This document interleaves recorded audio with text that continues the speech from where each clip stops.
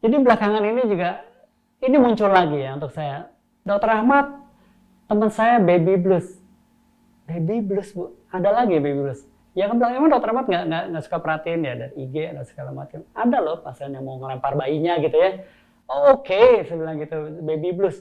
Baby blues kan bahasa kedokterannya depresi pasca lahir kan gitu. Nah, apa itu baby blues gitu kan?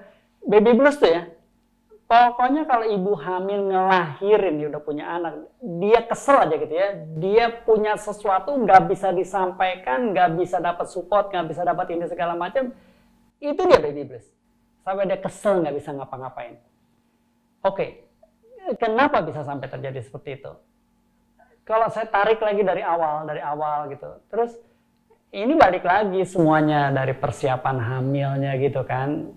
Unplanning, unwanted, apa gimana segala macam, banyak gitu.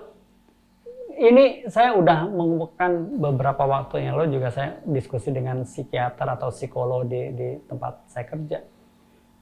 Baby blues itu kapan sih dicegahnya atau dideteksinya? Dokter Ahmad, hamil itu kan mulainya dari juga 4 minggu, 5 minggu. Nah itu semuanya itu harus diidentifikasi misalnya. Ya karena namanya kan sehat. Kalau sehat kan jiwa raga. Ya harus dideteksi dong dari persiapan hamilnya. Kalau dia udah punya defek atau kelainan atau masalah gitu ya, sebelum hamil nih ya, sebelum hamil dia. Oke, baby bluesnya bisa muncul nggak? Bisa dong, orang-orang udah teridentifikasi dari awal. Itu kan yang terbaik kan. Masalahnya sekarang kan hampir nggak pernah ada orang mengidentifikasi permasalahan dari kesehatan jiwa dan raga. Hampir nggak ada yang melakukannya gitu. Coba misalnya, barusan ini hampir setiap praktek saya dapat permasalahan-permasalahan seperti ini gitu ya. Orangnya pinter, orangnya kaya. Coba bayangin, berat badannya nggak naik udah 35 minggu. Coba jelasin sama saya, gimana caranya itu? Oke, ternyata dia banyak pikiran, ternyata dia banyak urusan, ternyata ini itu dan segala. Kan manusia kan punya kapasitas kan untuk dia bisa. Ini dia lagi hamil gitu ya. Orang lagi hamil tuh hormonalnya juga berubah.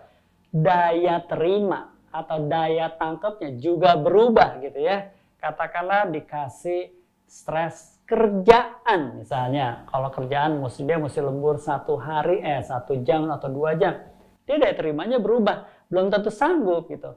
Iya kalau cuma 1 hari, ini sepanjang hamilnya dia dapat beban kerjaan tambahan, ini kan kumulasi kan, stres sedikit, akhirnya jadi banyak gitu.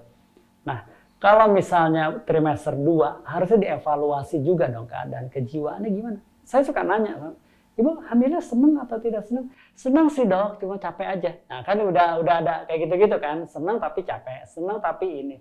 Suaminya gimana dok? Ya suami saya kerja dok, support nggak Bu terhadap? Support sih, kalau dia pulang gimana Bu? Dia kerja sendiri, saya kerja sendiri. Jadi yang dimaksud support itu apa gitu ya.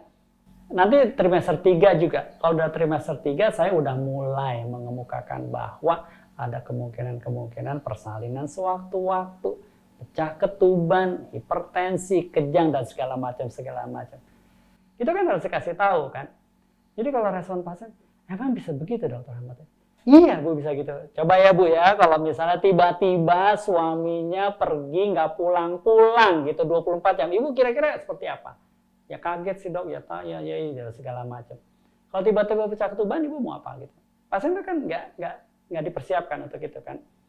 Oke, jadi kejiwaan atau kesehatan lah ya ibu hamil trimester 1, 2, 3 itu harus dipelihara semuanya sehingga dia mau melahirkan gitu. Ini kan kayak orang mau dimasukin perlombaan lah katakanlah, ayo melahirkan ya Bu ya, dia sendiri terus itu kan.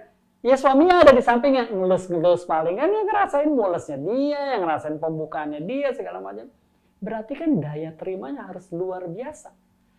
Coba tanya sama seorang ibu gitu yang pernah melahirkan, emang ada kegiatan fisik yang lebih berat dari ngelahirin normal? Nggak ada. Iya udah Tuhan aja gitu di atasnya itu, ya udah, ya kalau sampai meninggal ya meninggal gitu ya. Karena itu kan kayak orang bilang kan pertaruhan nyawa ya dokter Ahmad. Iyalah katakan seperti itu. Tapi jangan itu yang dibahas, boleh nggak? Oh ini proses ngelahirin. sebenarnya alamiah, tergantung daya terima. Kalau ibunya daya terimanya bagus, dia bisa menerima pembukaan 5, 6, 7 cm itu sakit. Cuma dia nggak berontak gitu ya, dia sakit dia udah napas yang bagus segala macam, di manage kan. Itu mudah-mudahan dia bisa masuk proses persalinannya dengan nyaman dan aman ya, aman semuanya, nggak boleh diganggu-ganggu nih. Udah lahir belum selesai, ada 2 jam pertama emergency gitu kan, ada yang namanya laktasi, ada inisiasi menyusui dini, ada ini, ada itu, ada segala macam. Disitulah tiba-tiba bayangin, saya habis capek Dokter Ahmad, saya mesti pegang bayi, saya mesti ini, saya mesti itu, suami nggak ngedukung, ibu mertuanya nyalain ini nyalain itu, di situ mulai terjadi baby blues tuh di situ. Nah, depresi pasca persalinan itu kan luar biasa. Ya kebayang aja gitu, orang habis perang gitu ya, ngelahirin proses normal, ada yang 6 jam, ada yang 24 jam, ada yang 3 hari, itu kan capek kan, itu luar biasa capek itu. Ini orang di sekitar ini mengerti apa enggak gitu ya, ada suaminya, ada ibunya, ada susternya, ada segala macam, bisa nggak mengerti seorang ibu hamil baru melahirkan seperti ini? Kalau tidak bisa, maka ini yang akan terjadi, orang nggak ngerti, ketemu orang tidak tahu. Jadi seperti dianggap tidak ada gitu. Nah, dia kan seorang ibu ngelahirin akan berjuang sendiri dia. Jadi dia ngerasa sendiri gitu. Tiba-tiba kalau ada yang dipegang bayinya gitu, bayi ini jadi nyusahin aku, jadi begini, jadi nggak heran ada mau ngelempar bayi gitu. Kan pasien saya juga pernah bayinya beneran dilempar gitu ya. Saya sampai kaget, saya cuma nanya, kenapa Bu sampai ngelempar bayi? Dia nyusahin saya Dokter Ahmad ya gitu, bayangin tuh. Loh kok tiba-tiba bayi nyusahin? Salah apa itu bayi gitu kan? Nah, hal seperti ini nggak bisa gitu. Ini unexplained gitu. Kalau seorang udah dijepit atau terjebak atau terhadap masalah yang dia udah nggak ngerti, dia akan melakukan sesuatu yang di luar nalar menurut saya kalau sampai mesti ngelempar. Kalau suami yang dilempar sama kamera, saya udah lihat beberapa kali. Suaminya dilempar gitu ya. Ya dia ngelihat istrinya lagi gitu, dia senyum-senyum aja, ketawa-ketawa, ngobrol-ngobrol, nggak bisa. Nah, yang kayak gitu-gitu kan. Nah, ini edukasinya ya semuanya orang di sekitar situ menurut saya sih penting ya dalam menghadapi baby blues atau mencegah baby blues.